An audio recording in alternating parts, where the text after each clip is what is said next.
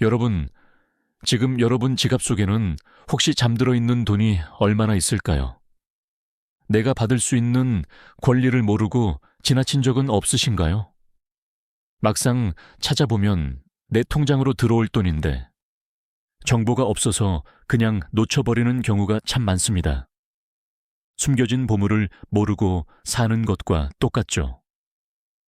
근데요, 이제 그런 걱정 하지 않으셔도 됩니다.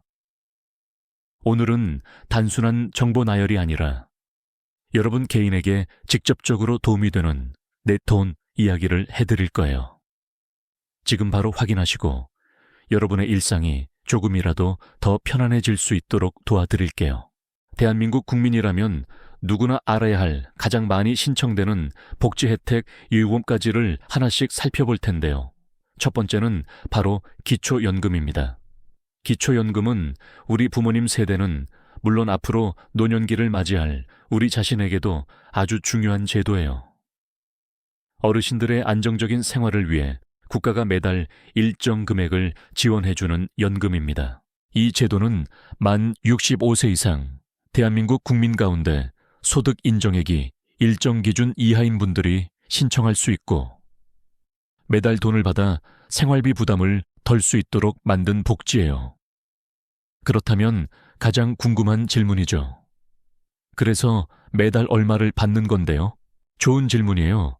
2026년 기준으로 보면 1인 어르신은 최대 약 34만 원 정도를 받을 수 있고 부부가 함께 받는 경우에는 두 분 합쳐서 대략 5만 원 정도도 가능한 수준입니다. 이게 왜 중요한지 아세요?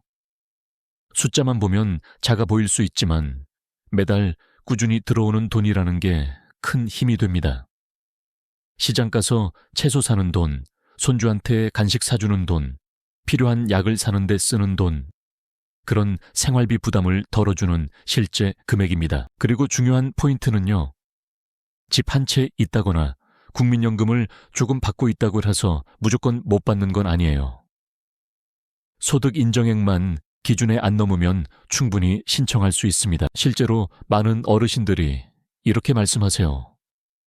아, 신청만 해봤어도 몇 년 동안 수백만 원을 받을 수 있었는데 정보 조금만 빨랐어도 그동안 못 받은 돈을 수백만 원 챙겼을 수도 있다는 거죠. 이건 그냥 돈 문제가 아닙니다. 우리 삶의 안정과 여유를 만드는 중요한 부분이에요. 자, 그럼 이걸 어떻게 신청하냐고요? 생각보다 어렵지 않습니다. 먼저 가까운 읍, 면, 동주민센터나 국민연금공단 지사에 가서 직접 상담을 받으시면 담당자가 하나하나 알려줍니다.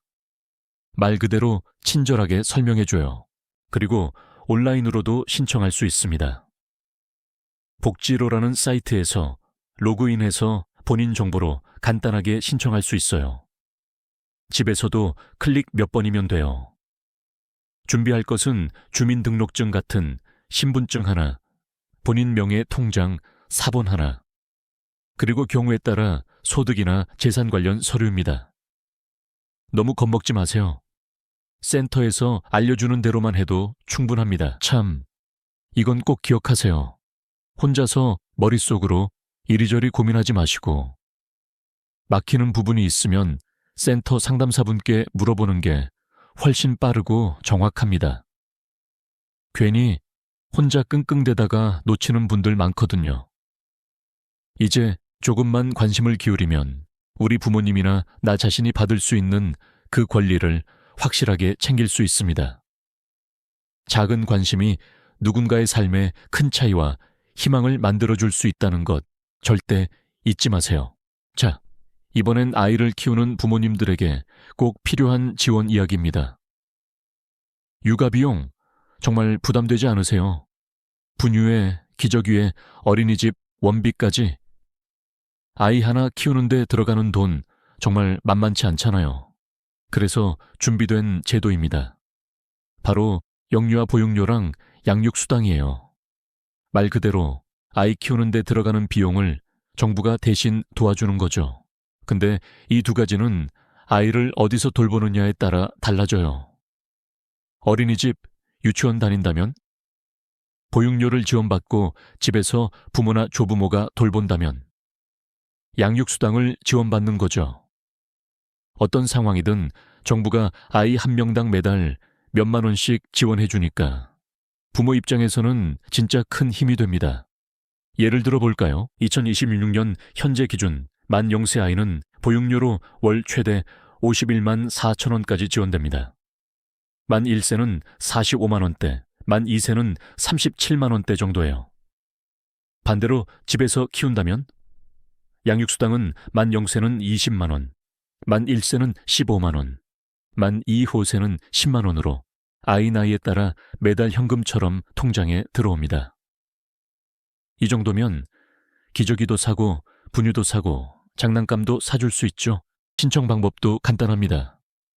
가까운 읍면동 주민센터 방문하거나 복지로 사이트에서 온라인 신청하시면 됩니다. 신분증이랑 가족관계 증명서, 통장 4본 정도만 있으면 되고요. 복지 담당자들이 도와주니까 헷갈릴 걱정 안 하셔도 됩니다. 딱 하나 주의할 점. 아이가 어린이집에 다니다가 집으로 오게 되거나 반대로 집에서 키우다 보육시설로 옮기면 보육료랑 양육수당이 자동으로 바뀌지 않아요. 이럴 땐 꼭 변경 신청을 따로 해주셔야 지원이 끊기지 않고 계속 받을 수 있습니다. 자, 어떠세요? 이건 정말 몰라서 안 받으면 너무 아까운 혜택이에요. 조금만 챙기면 아이에게 더 좋은 환경을 내가 부담 없이 선물할 수 있으니까요. 아이 키우는 게 점점 힘들어지는 시대지만 이런 제도들 덕분에 부모님들 어깨가 조금은 가벼워졌으면 좋겠습니다. 다음으로 소개할 혜택은요, 이제 막 사회에 첫 발을 내디딘 청년들에게 정말 유용한 제도예요. 바로 청년 내일 차음 공제입니다. 아마 이런 상황 익숙하실 거예요. 중소기업에 어렵게 취업했는데 앞으로 미래는 막막하고 월급은 빠듯하고 통장 잔고는 늘 바닥이고 이럴 때 내가 이렇게 계속 일한다고 뭐가 바뀔까 싶은 분들 많으시죠. 근데 이 제도 진짜 잘 활용하면 2년 만에 1,200만 원 넘는 목돈을 만들 수 있어요. 청년이 매달 12만 5천 원씩 2년 동안 저축해요. 그럼 내가 넣은 돈은 총 300만 원이겠죠. 여기에 회사에서 300만 원, 그리고 정부가 무려 600만 원을 얹어줘요. 그럼 총 1,200만 원 플러스 이자까지 받을 수 있는 거예요. 이게 단순히 돈만 주는 게 아니고요. 청년들이 중소기업에서 조금 더 오래 안정적으로 일하면서 자산도 함께 만들 수 있도록 도와주는 정책이에요. 근데 중요한 조건이 몇 가지 있어요. 일단 만 15세 이상 34세 이하 청년이어야 하고 중소기업에 정규직으로 취업한 지 6개월 이내여야 해요. 그리고 회사도 일정 기준을 충족해야 하고요. 또 하나 꼭 기억하셔야 할 점. 중간에 퇴사하면 못 받아요. 그러니까 신청 전에 내가 이 회사에서 2년은 다닐 수 있을지, 회사도 이 제도 가입 가능한 곳인지 꼭 확인하고 결정하셔야 돼요. 자, 그럼 여기까지 정리해보면요. 청년이 조금씩 저축하면 회사랑 정부가 그 위에 돈을 얹어줘서 2년 뒤엔 1,200만 원 넘는 목돈이 생긴다. 단, 조건은 꼼꼼하게. 체크. 이 돈이 주거 자금, 결혼 자금, 또는 내 꿈을 위한 종잣돈이 될 수 있으니까 지금 이 제도가 딱 나한테 맞는 것 같다 싶으시면 꼭 신청해 보세요. 이번에 소개해드릴 제도는 열심히 일하고 있는데도 생활이 여전히 빠듯한 분들에게 꼭 필요한 혜택입니다. 바로 근로장려금 그리고 자녀 장려금이에요. 요즘처럼 물가 비싸고 교육비도 많이 드는 시대에 일은 열심히 하는데 왜 이렇게 힘들지? 이런 생각 드시는 분들 분명 많을 거예요. 근데요, 이 두 제도는요, 일하는 저소득 가구에 세금 환급 형태로 돈을 직접 지원해 주는 거예요. 일단 근로장려금은요, 근로소득이나 사업소득이 있는 분들 중에서 소득이 일정 기준 이하인 가구에 매년 꽤 큰 금액을 지급해요. 그동안 성실하게 일한 걸 국가가 인정해 주는 거죠. 그리고 자녀 장려금은요, 부양 자녀가 있는 가정에 추가로 지급되는 돈이에요. 말 그대로 아이 키우는 부담을 조금이라도 줄여주기 위한 제도예요. 자, 그럼 도대체 얼마나 받을 수 있냐?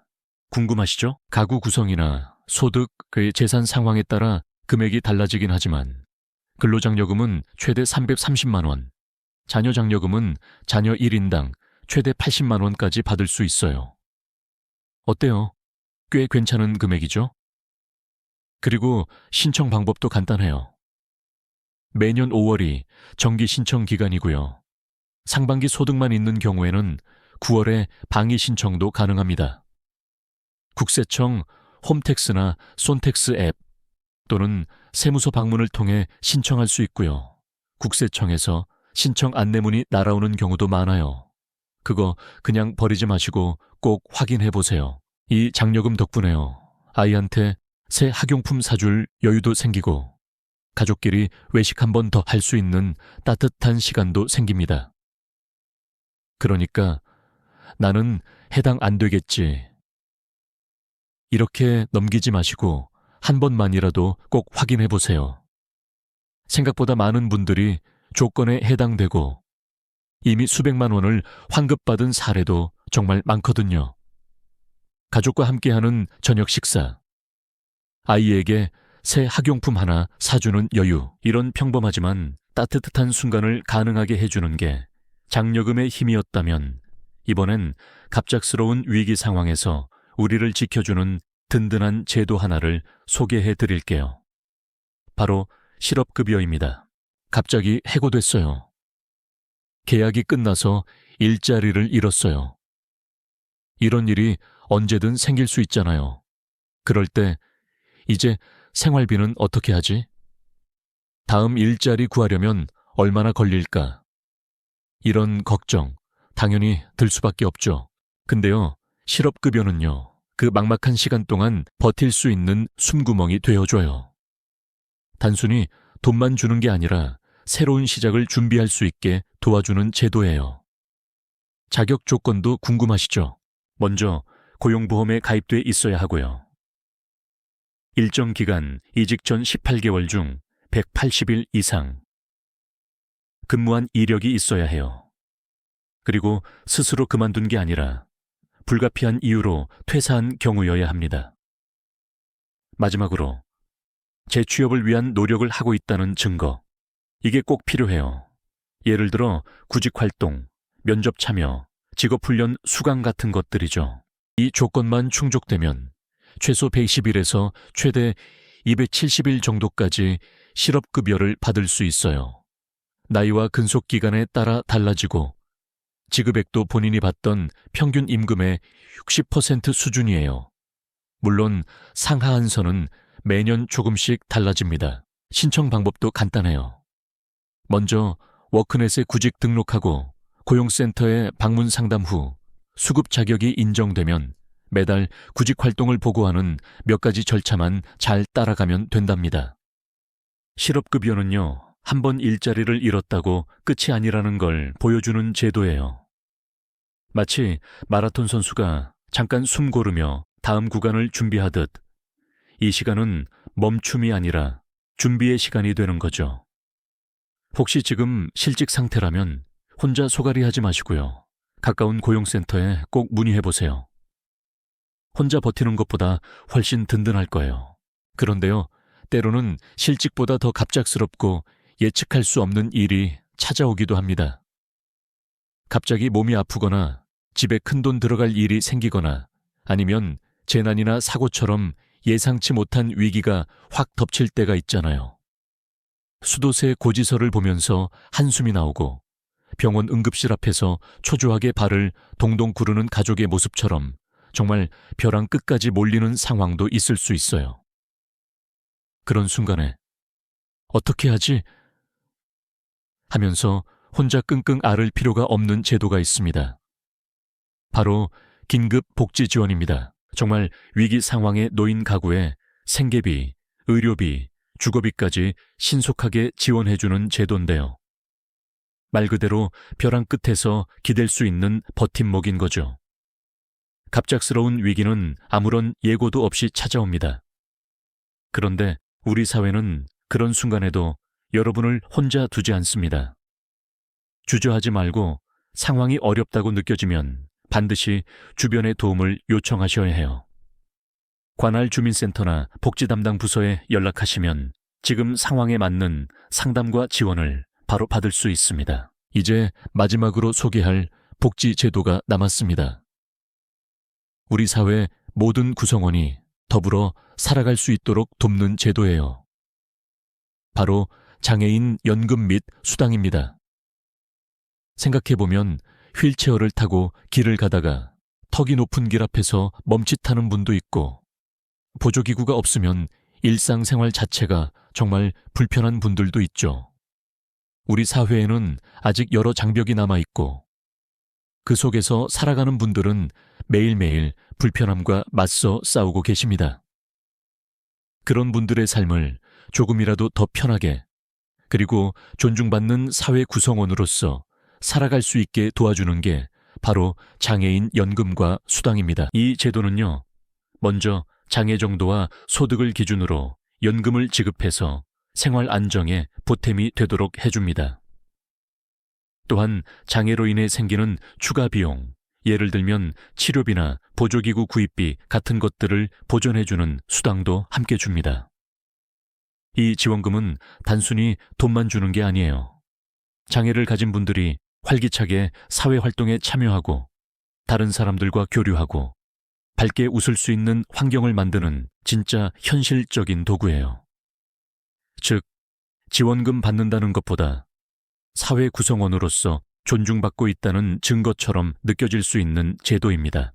지금까지 기초연금부터 시작해서 영유아 보육료, 청년 내일 차음공제, 근로자녀장려금, 실업급여, 긴급복지지원, 그리고 마지막으로 장애인 연금과 수당까지 7가지를 살펴봤는데요. 이 제도들은 단순히 돈을 주는 것만이 아닙니다. 우리 삶의 고단함 속에서 작은 희망을 찾게 해주고, 갑작스럽게 닥친 위기 속에서도 다시 일어설 수 있는 용기를 주는 진짜 실질적인 도움들이에요. 복지랑은요, 사회가 여러분에게 건네는 따뜻한 손길이자 우리 모두가 서로를 지켜주는 안전망입니다. 조각조각 흩어져 있던 퍼즐들이 하나의 그림을 완성하듯이 이런 복지 제도들이 모이면 우리 삶도 훨씬 더 안정되고 우리 사회도 더 따뜻해질 수 있습니다. 그러니까요, 이제 더 이상 당신 지갑 속에 잠들어 있는 돈을 그냥 놔두지 마세요. 복지는 남 얘기가 아니라 바로 여러분과 가족의 삶을 지키는 도구예요. 받을 수 있는 권리가 있다면 꼭 알고 꼭 찾아서 누리셔야 합니다. 그 작은 관심 하나가 여러분의 삶을 훨씬 더 든든하게 바꿔줄 수 있으니까요. 오늘 이 이야기가 여러분께 작은 변화의 시작이 되기를 바랍니다. 알고 찾아야 누릴 수 있다는 사실 꼭 기억해 주세요. 오늘 영상이 도움이 되셨다면 좋아요와 구독 꾹 눌러주시고요. 여러분의 응원이 저에겐 정말 큰 힘이 됩니다. 다음에도 더 유익한 정보로 꼭 찾아올게요. 감사합니다.